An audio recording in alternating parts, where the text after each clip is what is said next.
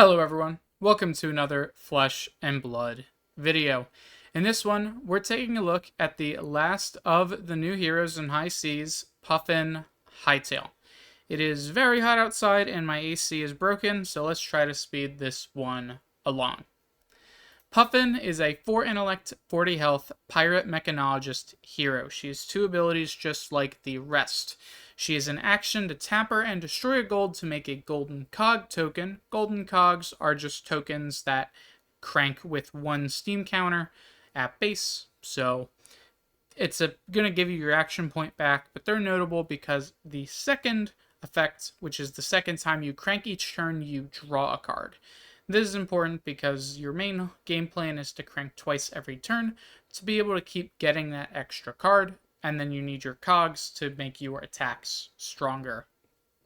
For the equipment, starting with the weapon, Spitfire is going to be our gun of choice. If you're attacking with this weapon, it's going to be at the end of your turn anyway, so the other new gun isn't as good as this one. So Spitfire just lets you use your extra cogs. We also get to play Polycranka, which is a new ally that we can play in our offhand, even with a two-handed gun. It's really good at giving us an extra crank, as we can tap it as an action and banish it to bring it back unequipped, which gives us the crank because it enters with the steam counter. Your opponent can kill it at that point, or if they have burn that can just target anything, they can kill it still while it's on your shoulder.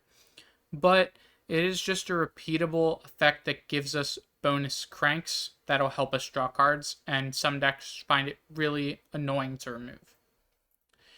For the rest of the equipment, Crown of Dominion is going to be the best helmet you can play. Puffin is so dependent on making that gold and using it every turn to crank that this is just the best helmet. I do think that you can play Crown of Providence or Balance of Justice in your sideboard versus some key matchups, but we are not playing that here. Cogrex Tinker Rings is going to be our new gloves of choice. I'm going to talk about this before the chest piece because I think this is a little more important. Obviously, Tunic is important, but this card is new and it's very good. It's a simple 2-block blade break that on defense makes a golden cog, which is so good for the deck. The deck needs cogs in play to actually use the effects on the attacks. So making sure that on defense you can generate an extra cog, you get so much value. It's like Apex Bonebreaker. Of course, this can only block once where that can block twice, but I think the effect here is way better. This can convert to so much extra damage on a turn that it's just such a good card. We are on Tunic. This deck doesn't boost, so we're not playing the Tekla Foundry Heart, and there are enough good one-cost actions, stuff like the Cog in the Machine and the Cogrex Workshop, as well as just paying for whatever else extra we might need, that it's just so important to have. And then for our shoe, we are playing the Unicycle, as it's a new equipment that can untap a cog while still giving us 1 extra block in a game, and untapping the cogs is pretty nice as we need to tap them for our attacks. Speaking of attacks, let's go over them first. Most of Puffin's attacks are these new ships. The main one that most people talk about is the Cogrex Dovetail. This is a 1-for-5 with 2 effects, an on hit to untap all of the cogs you control, as well as a thrice per turn instant that lets you tap a cog and then either give it +1 or go again. So there's so many things you can do with this. You can pump it to 7 and give it go again to continue your turn, untap all your cogs. You can pump it to 8 if it's the end of your turn, or you can just play it, tap 1 to give it go again, and then continue your turn. And that plays really nicely with the Cogrex Zeppelin, which we are playing all 9 copies of. This is a 2-for-6 at red that on hit lets us tap a cog to make a cog. That's really important because it doesn't have go again itself. It can't gain go again. So we need that to generate the extra action point, as well as it's another crank for Puffin. Or if we end our turn on this, we can have a cog with the steam counter to go into our next turn with a cog. We can also use it twice per turn to give it 1 power. This means that even the yellow can come in for the breakpoint of 7, with the red coming in for 8. We're on the blues because it's still a good playable attack at blue, going up to 6, and it blocks 3, so it's perfect for the deck. Before we talk about the not ships, let's talk about the last 2 ships. Palantir Aeronaut is a 2 for 6 that forces our opponent to defend with a piece of equipment if possible. This is pretty nice, similar to T-Bone, can get some equipment out, but it's notable because if you tap a cog 3 times with this card to give it 1 power, on the 3rd time you get to destroy a defending card. Notably, it's any defending card, so it can be the equipment they blocked with here. If they blocked with an equipment previously on a different attack in the chain, it can be that one. Or you can even blow up just any other card. It doesn't have to be the equipment, so you can get some damage on your opponent, which is really important during the end game. If you have enough cogs, you can play this and take your opponent's whole hand and maybe still even hit them. And then the last one is Sky Skimmer. We're on the red and the blue. This is a 0 for 4 that if we tap a cog, we can either give it +1 or go again. Just really nice aggressive tool. We're on the blues to help us a little bit into Gravy Bones, as some of the lower health allies can be a little annoying. This can come in and clear them out, as well as it's a blue block 3. We, of course, are playing the Conqueror of the High Seas, not the normal ships that we are used to playing, but in Puffin at least, but one we're used to playing in Pirate. It comes in as a 4 for 8 go again with a destruction of the whole arsenal. Just such a powerful card. It lets you continue your turn after you play it. This is just probably the best Pirate card in the game. And then the last 2 attacks are Soup Up. We are playing 6 copies of it, as it's an easy effect that can get go again, since cogs going away or other items is going to be a common occurrence in this deck. And as a 0 for 4 go again, that's really nice. And we're playing the blues for a similar reason to the Sky Skimmers. This is better than the blue Sky Skimmers, so if you were going to cut something for something else, I'd cut the Skimmers before the Soup Ups. But this can come in for 2 go again, help clear out allies, as well as its Galvanize, lets you use items that would go away anyway to get an extra block out of it. The last attack is the Golden Sky Wardens. This is a 4 for 7 with Galvanize. It only gives you 1 block, unlike the other Galvanize, but if you destroyed a golden cog, you can repeat the process and you make a gold token, so it can let us generate a bit of extra value, so we can turn our cogs that are about to go away into gold again, so we can use Puffin's ability over and over. I really like the ships. I think they're all really cool. They don't do the most. It's not like other aggro decks where it's like you want to compare Puffin to Brute the most, I think, because they're very similar. They're playing these really big attacks. Brute, I think, is better disruption and on hits, but this deck just has so many more ways to extend and keep going in a turn to keep threatening the opponent. Moving on to the rest of the deck, we do have some pretty important non-attack actions. Cog in the Machine and Cogrex Workshop are 2 extremely powerful ones.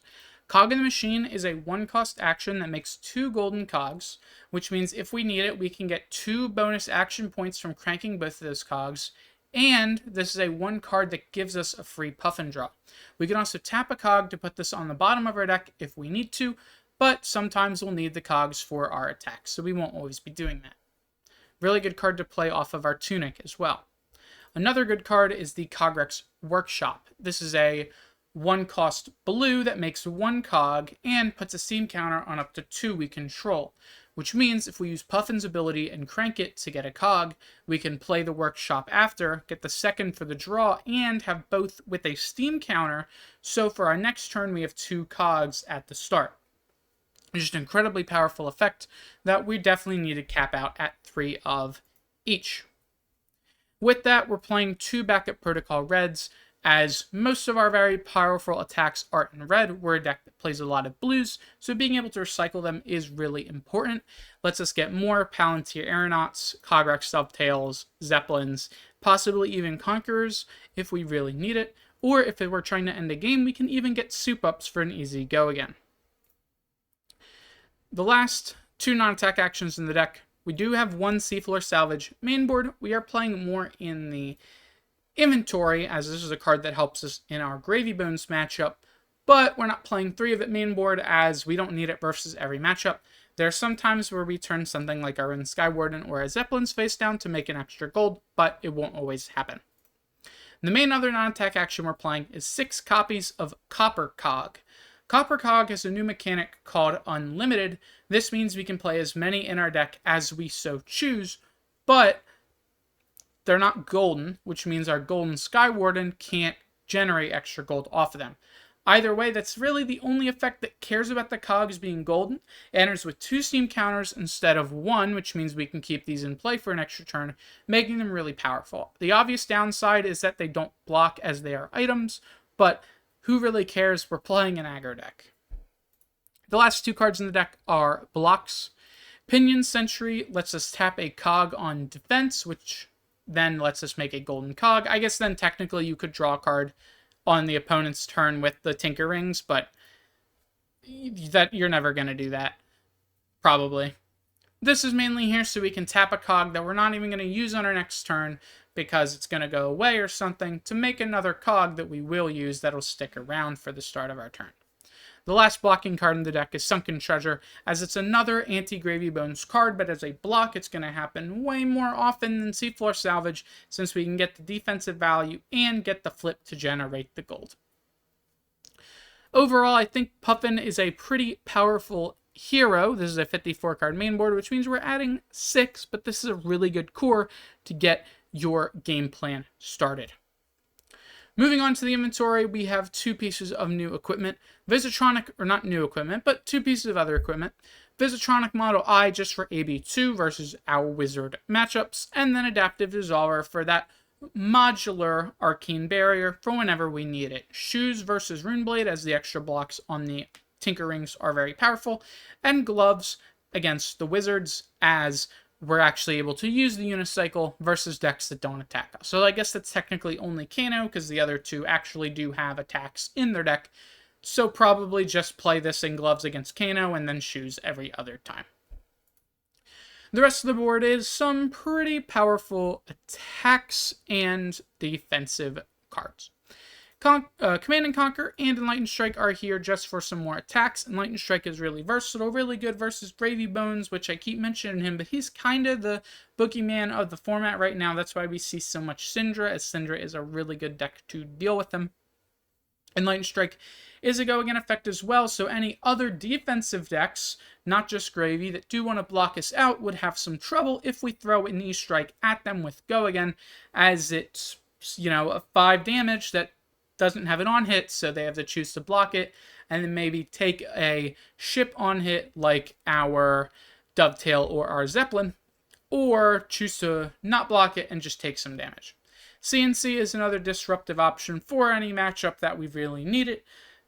You don't need CNC, can be any other popper. I'm not going to list them here, but you know the cards. The last attack in the inventory is Jolly Bludger. This is the only pirate mech ship, which means the other mechs can play these cards if they want. They're not going to, but this one only Puffin can play. It's a 2 for 5 at yellow that has 3 effects. It has the tap 3 times to tap a cog up to 3 times to get a power per. So pretty simple. It has an on attack to tap a cog to get overpower. Let it be a little evasive. But the main reason why we have this card in our inventory is that second effect. When it deals damage to a hero, you steal that many items they control. This is very powerful in Pirate Mirrors, where they want to stack up a lot of gold and other items. You can just rip those straight away. So versus the Mirror, versus something like Gravy, you'll want to bring in the Jolly Bludger, because you can just steal all that stuff. You can even bring this in versus something like Verdance, because if Verdance is going to go for their potions, you can steal those potions straight away from them. So a very powerful card that is going to see a lot of use inside of Puffin sideboards. The last 3 in our inventory is going to be Sink Below, just as a great defensive option.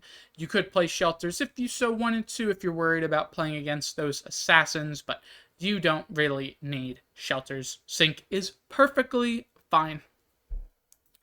The rest is a bunch of 2-ofs. 2 copies of Pummel, as most of our attacks have 4 power. You'll want to bring this one in versus the defensive decks, as the defensive decks will block exact, and then you just pummel them over and get everything from them.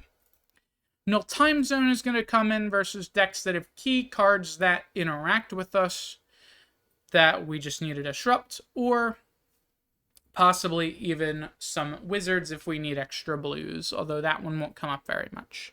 Bring this one in versus, say, Gravy Bones named Golden Tipple versus I guess the mirror and name Coppercog, honestly. I could really see that being a pretty powerful play. Any matchup where you kind of know what you're doing, you can bring in the null time zone to disrupt something. Anything that plays a large number of cards or plays a key card like Brute and let's say like Bloodrush Bellow, null time zone is a very powerful card, as well as it's a crank item with 2 steam counters, so you can keep it around for a little longer. And then 2 copies of Seafloor Salvage. This will come in versus literally just Gravy. I think that's the only deck that it kind of matters against. I guess you could argue Syndra, but they're not going to leave daggers in their graveyard. And if they do, they're probably on like Conceal Blade or something, or you're probably already winning the game. So bring this one in just against Gravy to help deal with some of their allies in the bin. But with all of that, that is going to be the end of the video. Sorry if I rushed through a little bit, but like I said, it's 100 degrees outside and my AC is broken, so I'm sitting in the heat all day and it's really bad. By the time this video goes up, I should hopefully have my AC back, so we'll be back next week with some not high seas heroes, although probably heroes that got some support in high seas. I'm looking at Acilio, the deck I absolutely love, that got a massive buff this set. So we'll probably take a look at him next week. But until then, I hope you all enjoyed the video, and I will see you in the next one. Hopefully you're beating this heat if you are in a high heat situation like myself, and I will see you all in the next one. Goodbye.